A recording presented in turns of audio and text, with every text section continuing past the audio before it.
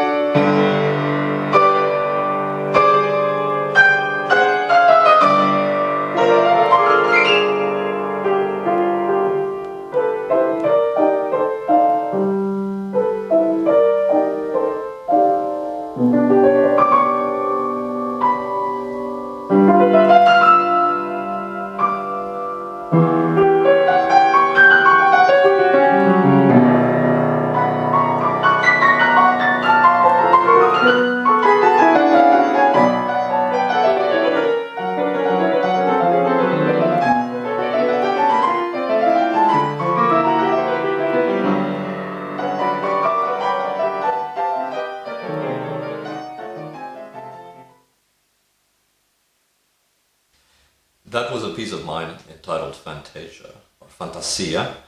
It was a work that I composed while I was living in Pátzcuaro in Mexico. Pátzcuaro is a very beautiful village on the side of a lake, and in the middle of the lake is an island called Janitzio, with a huge statue of Morelos, one of the revolutionary leaders of Mexico, his hand raised to the sky.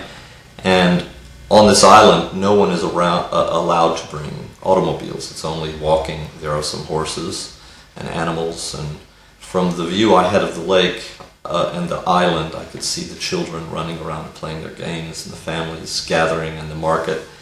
And I composed this piece as an impression of my reaction to all of this activity, and also the peace, because as the night would settle, everything would become very quiet, and there were just a few lights, lanterns and candle lights, and it was a very beautiful experience for me. So I translated this into music, and it became the Fantasia, which I just play for you. I am a composer and a pianist. I first began making music when I was a very small child. Before I took lessons, I wanted to make sounds. I wanted to express my relationships to people and to tell stories with sound. In fact, I found myself often, instead of telling people things verbally, instead of using language as other people were using, I would gather my friends around the piano and I would make up pieces of music, and they would tell stories, and they would express things that I didn't feel like I had the vocabulary to express when I was a child, no verbal vocabulary for it.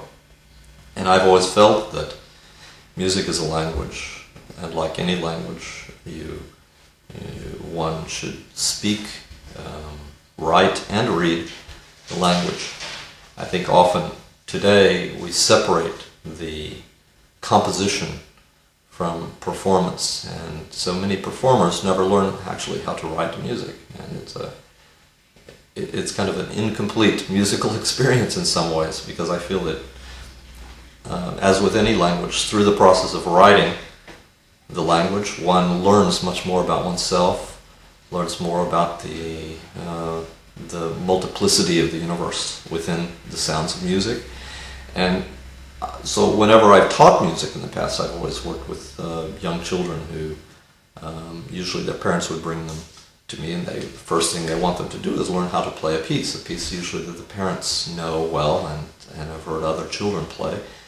And I start out by teaching how to improvise. I love to improvise, as I did when I was a child. I'll give you an example of one form of improvisation we used to do when I was a child, that we would sit around and we would tell stories. We would create stories. You know this game, I'm sure, where the first person invents the subject of the story. And who knows what that subject could be? Anything. It's just anything that comes into a person's mind that jumps in spontaneously. For example, someone might say, there was a large mountain that talked, and the face of the mountain was in the rocks, and the mountain would say, "Watch out." Oh, this is only an example. So I'll play that for you if I were to do that. A large mountain that says, "Watch out." So we have.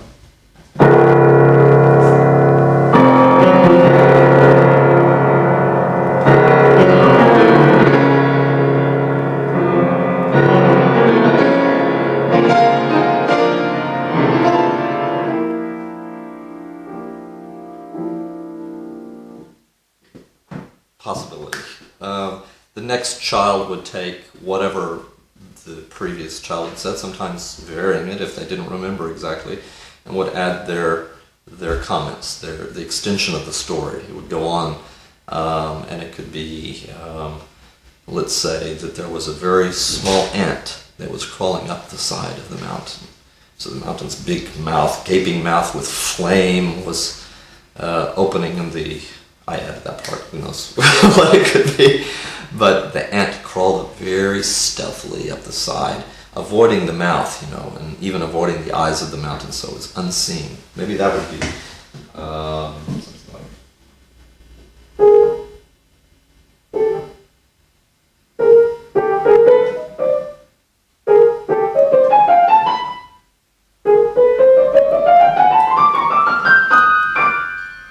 That could be an ant.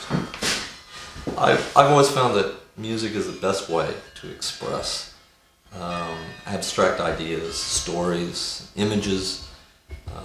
I've always found languages to be more limiting in some ways than music in expressing. Oh, listen to the church bells. There's music going on right now. I love to create those kinds of images and concepts through music that can't be expressed in words. And I think that's the great glory of music in general, that it can express things that you can't possibly express in language, or you can try, but you don't get its essence. For me, music is the way to do that. I also began, as a child, I would find myself very often engaging, and I still do today, speaking to someone, and as we're holding a conversation, their words I'm translating into music, and I try to remember these conversations later. So sometimes while I'm engrossed in translating the conversation and my relationship to this person into music, I'm also trying to remember what they had to say and how they said it, with what kinds of inflections, what kind of emotion, what kind of tension, what kind of sadness, what kind of frustration, to make the words known. And so in music, I think there is all of this. It's a complete world of expression, of conversation, and I hope that through my music making I can communicate best to people and express these relationships in these communications.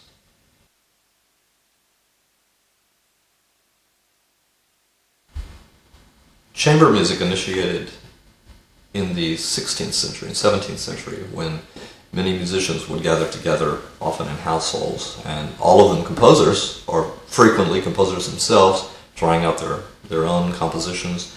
it probably flowered in the 18th century and early 19th century when Mozart and Haydn and Beethoven were writing their great chamber works. And it was a social occasion. It was something, chamber music was something that people engaged in after a good dinner.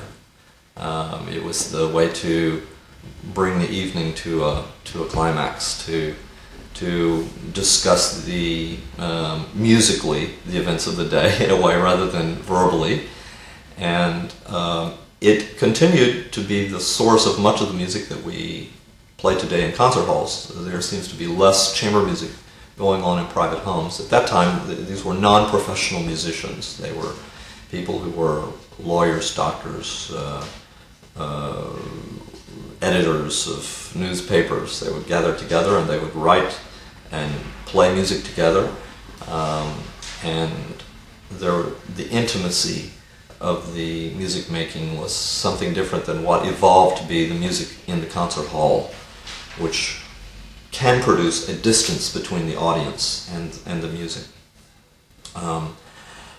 I first engaged in chamber music making when I was probably 12, 13 years old. I remember that I played in an orchestra. I was a percussionist, and orchestral players usually must follow the lead of the conductor, and often your part is can be a kind of insignificant subordinate part to the whole texture, or it can be just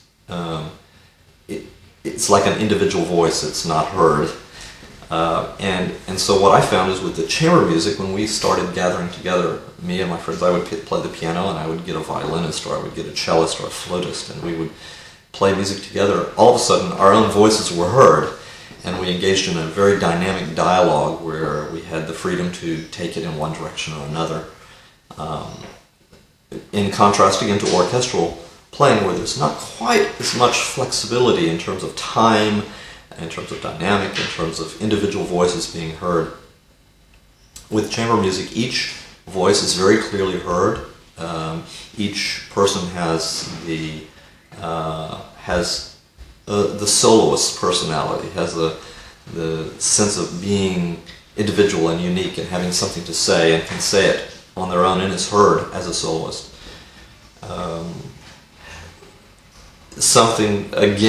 I love games, and something we've done many times is gather a group of people together and have them all converse on various topics, sometimes the same topic, sometimes a different topic, and with a gathering of about 10 people, each speaking differently, but being aware of the conversations of the others around them. A very amazing thing happens. You have the group feeling of all working together, and you kind of find yourselves falling into a rhythm, but then once in a while an individual voice will emerge and that person is heard very clearly. And after this experience of making a lot of conversation together, I often ask people, tell me exactly what was happening, what were the conversations, what were the subjects, who was saying what. And just like sitting in a restaurant and having a conversation with someone, you might hear a conversation or pick up fragments of a conversation happening at another table, and that may influence the way in which you are expressing yourself to the person who's in front of you. I think chamber music is like this. They're conversations that have different levels and are constantly changing according to what's heard or who happens to come to the forefront at the moment with their words and their thoughts. What I've been trying to do recently is revive the intimacy of chamber music through home concerts. We find that by performing in a private home, the audience members who normally don't have any contact or very little contact with the musicians are full of questions afterwards. How did you come to study music? How do you practice music? How do you decide what you will play? What does the music do for you? How do you feel while you're playing? These kind of questions aren't possible for an audience to ask someone after a concert in a hall unless they're audacious enough to go ahead and walk backstage and express their congratulations or their sarcasm if they didn't like the performance. and engage in a conversation with the artists who are performing. But in chamber music, everyone is accessible. We've given concerts where people were sitting 2 feet from the piano, and I could feel that they were probably getting some of the sweat off my brow, and I could sense their breathing. I could sense when the audience is suspended and unable to move or not wanting to move. I can sense when something is really gripping them in a different way than in a large concert hall, where that feeling is a little harder to accomplish. So I'm drawn to chamber music. I think it's something that everyone should begin to engage in. All of my musical colleagues, I try to stimulate them and say, get going with this. There are lots of wonderful spaces, wonderful pianos in homes, and let's make music and bring it directly to people and to their children and to the people who want to know musicians personally. It's very easy, when you're practicing 8 hours a day or 6 hours a day, whatever you do, to kind of detach yourself as an artist from life. But chamber music enables you to really get in there and be part of the community.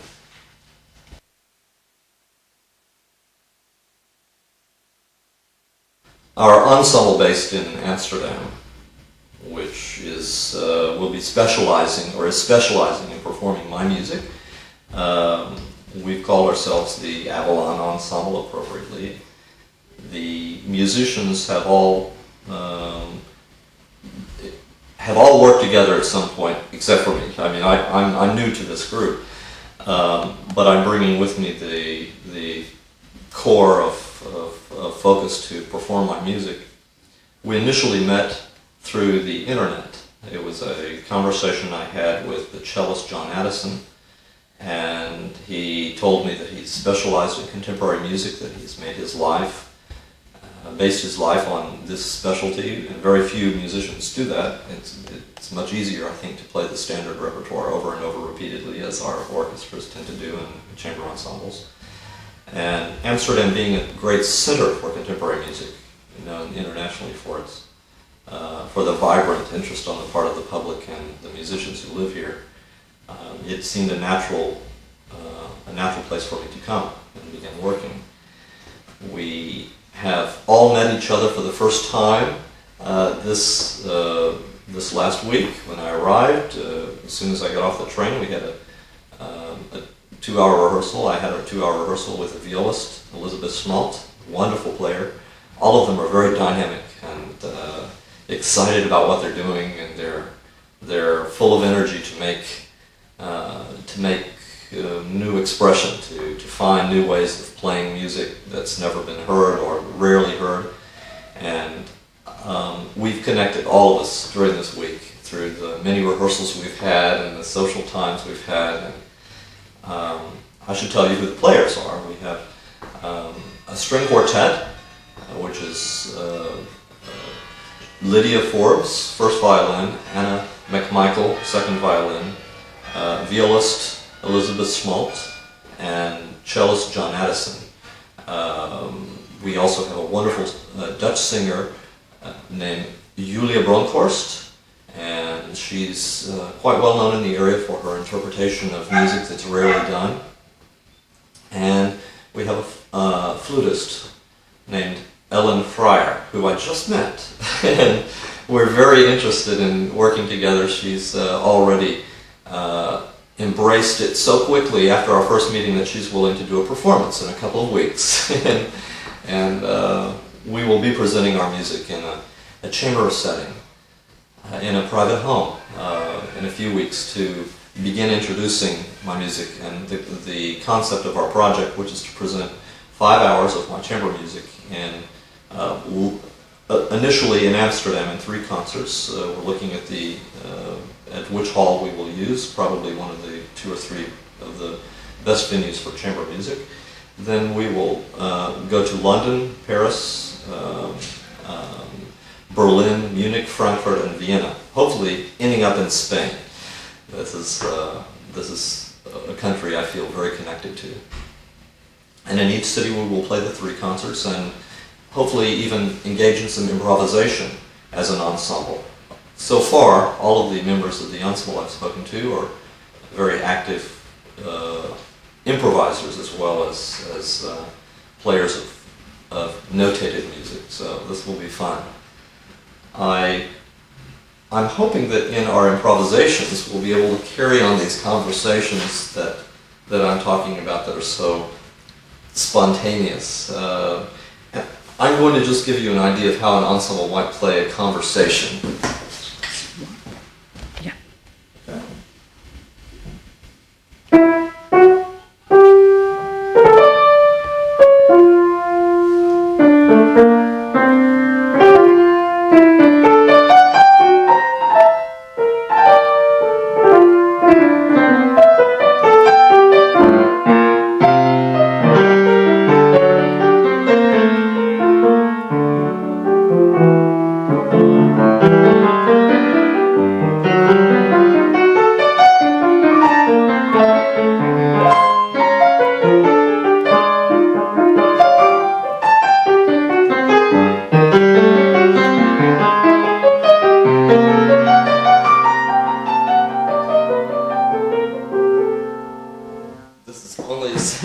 I'm making something up that I've never played before, but the idea is that with two hands I'm creating a conversation, and with 7 players, you can imagine the multi-layers of conversation that will be possible.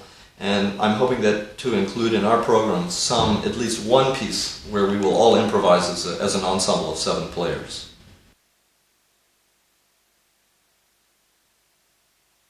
Just as loud as you can make this.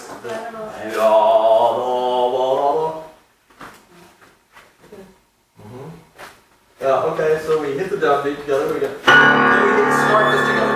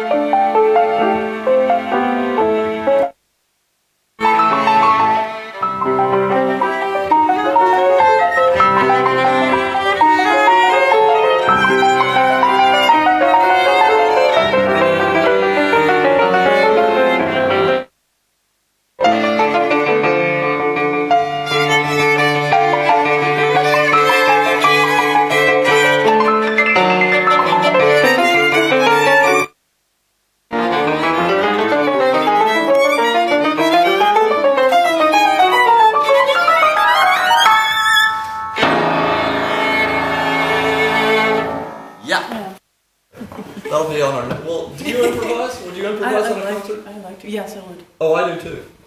Oh, great. So maybe if we do one of these home concert things, we'll do one piece improvise for Roman, because he likes that too. We're going to improvise a piece for you. Wonderful. At some point. Okay? If Christina records it, we have it for posterity. Oh, that's true. But improvisations is always supposed to be passing. Yeah. Okay. Never to be repeated. Can never be the same. Never captured.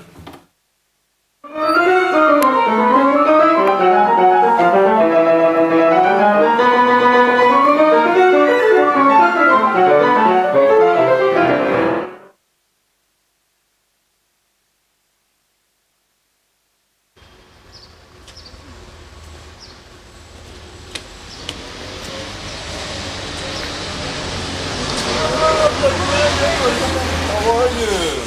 Nice to finally meet you. Include this on a chamber recording that came out in September. And as we were developing the concept for all of these concerts, we thought it would be really, really nice to do some of the works that include flute and voice. Yeah, yeah. And I already have a sextet for string trio and flute and soprano and piano. Sounds lovely. And I don't have the score of that with me, You don't? so I'll have to mail that yeah, to you. Yeah. I left it in the apartment in Paris, so as I did a number of things like tickets to the Concertgebouw and other things. No! So it's been a little crazy traveling like this.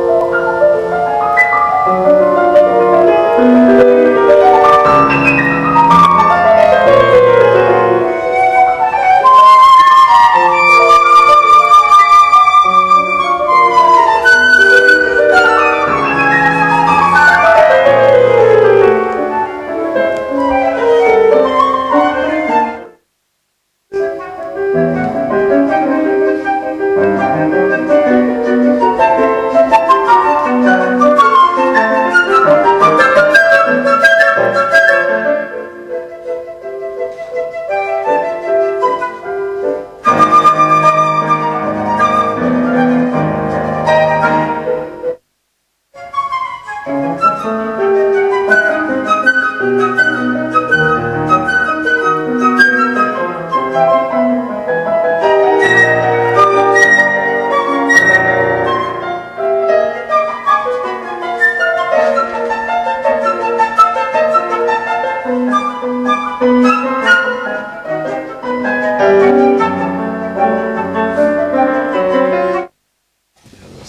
one I can't leave because I only have a few of these. This has only been played actually twice. Once with the in Houston and then once with the Dallas Chamber Orchestra about a week later. And I'm certainly We've got so little in our repertoire as far as flute concertos goes that are decent. Easily interesting to play.